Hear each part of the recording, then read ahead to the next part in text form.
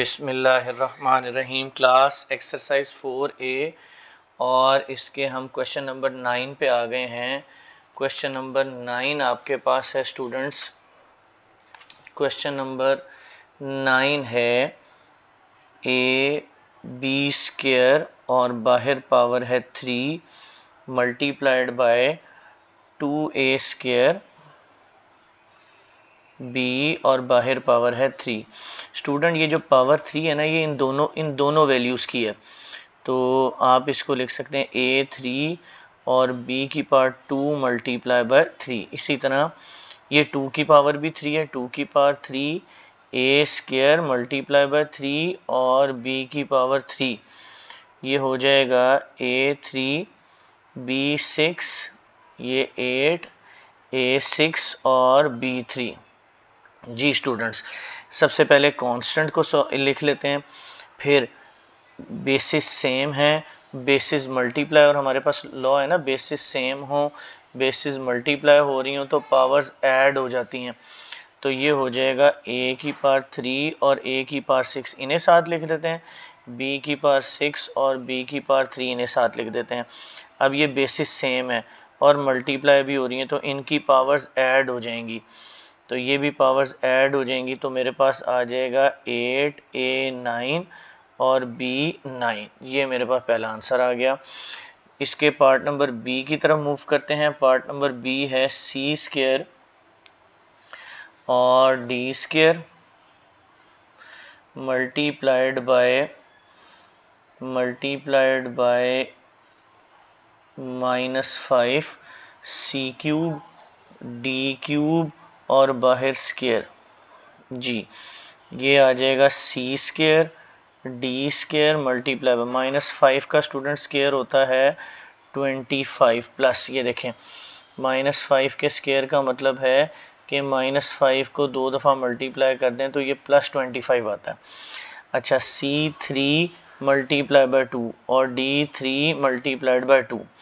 ये हो जाएगा student C square D square 25 C6 और D6।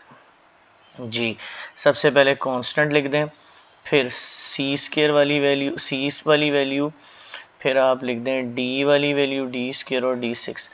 जी स्टूडेंट्स, ये बेसिस सेम है, पावर्स हो जाएंगी ऐड। ये भी बेसिस सेम है, पावर्स हो जाएंगी ऐड। ये आ जाएगा 25 C8 और D8। ये हमारा आंसर। अब मूव करते हैं पार्ट नंबर सी की तरफ स्टूडेंट्स। पार्ट नंबर सी है 8E पावर 5 F3 और बाहर पावर है 2 डिवाइडेड बाय E3 और F और बाहर पावर है 3। जी ये स्क्वायर जो है ना स्टूडेंट्स तीनों वैल्यूज़ का है, तो 8 का स्क्वायर कितना हो जाएगा 64। ये E की पावर 5 मल्टीप्लाई बाय 2, F की power 3 multiplied by 2 divided by E की पावर 3 मल्टीप्लाई बाय 3 और F की पावर 3। स्टूडेंट्स हमारे पास एक लॉ था ना, एक power with in the bracket और एक आउटसाइड द ब्रैकेट हो तो ये पावर्स मल्टीप्लाई हो जाती हैं, तो ये मैंने उसी लॉ के अकॉर्डिंग किया। ये हो जाएगा 64 E की पावर 10 F की पावर 6 डिवाइडेड बाय E की पावर 9 और F की पावर 3। जी स्टूडेंट्स, अब 64 E की पावर 10 और ये माइनस हो जाएगा 9, क्योंकि डिवाइड हो रहे हैं, बेसिस सेम हो और डिवाइड हो रही हो तो पावर सब्ट्रैक्ट हो जाते हैं। इसी तरह F6 - 3, ये मेरे पास आंसर आ जाएगा E की पावर 1 और 3। एक और स्टेप लिख लेते हैं जिसमें हम E की पावर 1 मेंशन नहीं करेंगे। जी स्टूडेंट्स, पार्ट नंबर डी की तरफ मूव करते हैं। पार्ट नंबर डी है 16G10 H7 divided by -2 G की पावर 3 H स्क्वायर और 3। जी स्टूडेंट्स, ये आ जाएगा 16 G की पावर 10 H की पावर 7 डिवाइडेड बाय। जी स्टूडेंट्स, ये -2 की पावर 3 होता है -8। G की पावर 3 मल्टीप्लाई बाय 3 h की पावर 2 मल्टीप्लाई बाय 3, ये आ जाएगा 16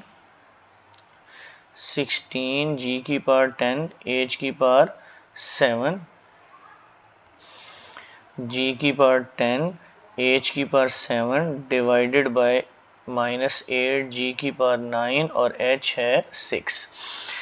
जी स्टूडेंट 16 डिवाइडेड बाय हो जाएगा -8, g की पावर 10 में से 9 माइनस हो जाएगा और h की पावर 7 में से 6। बेसिस सेम हो, बेसिस डिवाइड हो रही हो, पावर सब्ट्रैक्ट हो जाएंगी, तो ये आ जाएगा -2 g की पावर 1 और h की पावर 1, और स्टूडेंट पावर 1 हम लिखते नहीं होते। ये हमारा आंसर है। उम्मीद है आपको आज का लेसन पसंद आया होगा। मेरे इस चैनल को सब्सक्राइब करें, वीडियो को लाइक और दोस्तों को शेयर करें। अल्लाह हाफ़िज़।